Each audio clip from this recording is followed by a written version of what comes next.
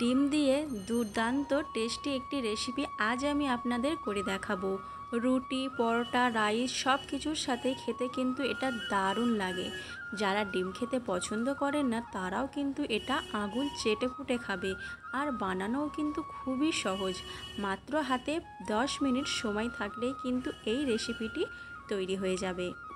তাহলে আসুন দেরি না করে আজকের রেসিপি শুরু করা যাক। আসসালামু আলাইকুম এভরিওয়ান, সবাই কেমন আছেন? ভালো তো? সুরাইয়ার রান্নাঘরে সবাইকে স্বাগত জানিয়ে আজকের রেসিপি শুরু করছি। প্রথমেই আমি এখানে 4টে ডিম নিয়ে নিচ্ছি। আপনারা ডিম কমিয়ে বাড়িয়ে নিতে পারেন। এখন আমি একটা বোলের মধ্যে ডিমগুলো ফাটিয়ে নিচ্ছি।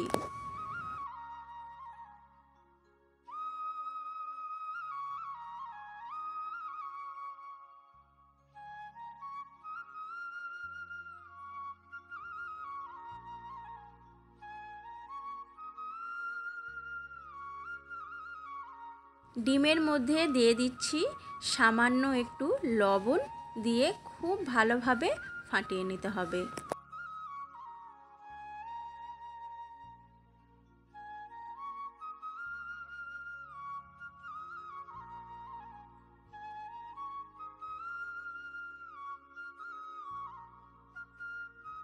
ডিমটা কিন্তু খুব ভালোভাবে ফাটিয়ে নিয়েছি।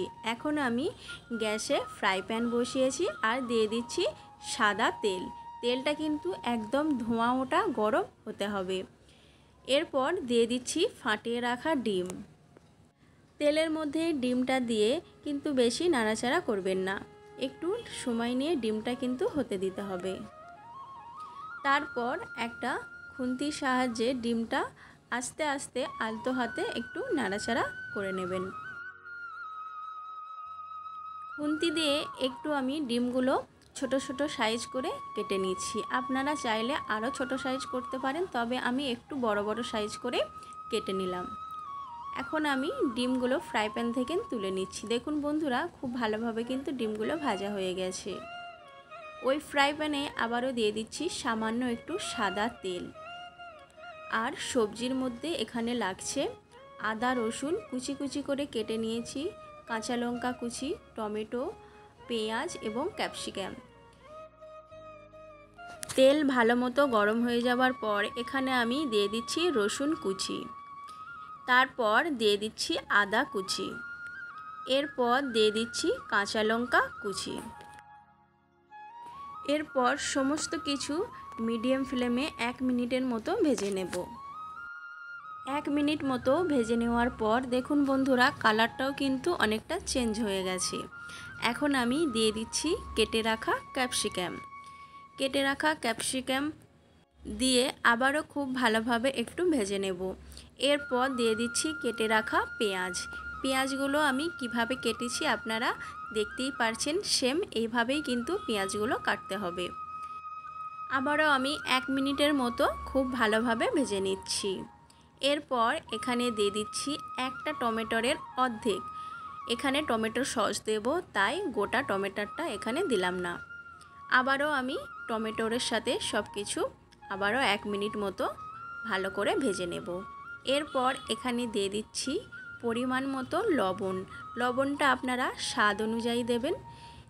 আর এখানে দিচ্ছি হাফ টেবিল চামচ গোলমরিচের গুঁড়ো, দিয়ে সমস্ত কিছু আবারও খুব ভালোভাবে মিশিয়ে নিয়েছি। এখন আমি এখানে দিয়ে দিচ্ছি টমেটো সস। এখানে আমি 3 টেবিল চামচ মতো টমেটো সস দিচ্ছি। আর দিচ্ছি এখানে 3 টেবিল চামচ সয়া সস।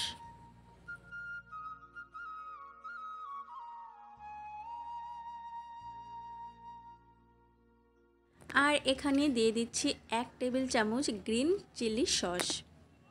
দিয়ে সমস্ত কিছু আমি 2 মিনিটের জন্য কষিয়ে নেব। এখন আমি এখানে একটা বাটিতে 2 টেবিল চামচ কর্নফ্লাওয়ার নিয়ে নিচ্ছি আর সামান্য এখানে পানি দিয়ে খুব ভালোভাবে গুলে নেব। কর্নফ্লাওয়ারের পরিবর্তে আপনারা এখানে এটা ময়দা দিয়েও করতে পারেন। কর্নফ্লাওয়ারের মিশ্রণটি এখানে রেডি হয়ে গেছে। 2 মিনিট খুব ভালোভাবে কষিয়ে নেওয়ার পর এখন আমি কর্নফ্লাওয়ারের মিশ্রণটি দিয়ে দিচ্ছি আর বাটি ধুয়ে এক বাটি পানিও এখানে দিয়ে দিচ্ছি। দিয়ে সমস্ত কিছু আবারও খুব ভালোভাবে একটু নাড়াচাড়া করে নিচ্ছি। এখন আমি এখানে দিয়ে দিচ্ছি 1 টেবিল চামচ চিনি। একটু মিষ্টি মিষ্টি ঝাল ঝাল খেতে কিন্তু ভালো লাগে। আবারও নাড়াচাড়া করে চিনির সাথে সমস্ত উপকরণ মিশিয়ে এখানে আমি পরিমাণ মতো পানি অ্যাড করছি। এখন এটা ঢাকা চাপা দিয়ে কিছুক্ষণ জাল করে নেব। ঢাকনা খুলে এখানে দিয়ে দিচ্ছি ভেজে রাখা ডিম দিয়ে আবারও খুব ভালোভাবে সমস্ত কিছু খুব ভালোভাবে মিশিয়ে নিচ্ছি। 2 মিনিট হাই ফ্লেমে এটা ফুটতে দেব। 2 মিনিট হাই ফ্লেমে ফুটিয়ে নেওয়ার পরেই কিন্তু তৈরি হয়ে যাবে এগ চিলি বা চিলি এগ। 10 মিনিট রেস্টে রাখার পর ঢাকনাটা সরিয়ে নিলাম। এখন আমি সার্ভ করে আপনাদের দেখিয়ে দিচ্ছি। গরম গরম এই এগ চিলি বা চিলি এগ রুটি, পরোটা এবং রাইসের সাথে খেতে কিন্তু দারুণ লাগে। বিশ্বাস করুন এই এগ চিলি রেসিপিটি দারুণ খেতে হয়েছিল। আপনারা অবশ্যই একবার হলো বাড়িতে ট্রাই করবেন, দেখবেন বাড়ির সকলে কিন্তু আঙুল চেটে পুটে খাবে। তো বন্ধুরা, আজ আমার এই রেসিপি আপনাদের ভালো লাগলে লাইক, কমেন্ট, শেয়ার করবেন। আর আমার চ্যানেলে নতুন বন্ধু হয়ে থাকলে চ্যানেলটি সাবস্ক্রাইব করে আমার পাশে থাকবেন। ভালো থাকবেন, সুস্থ থাকবেন, খোদা হাফেজ।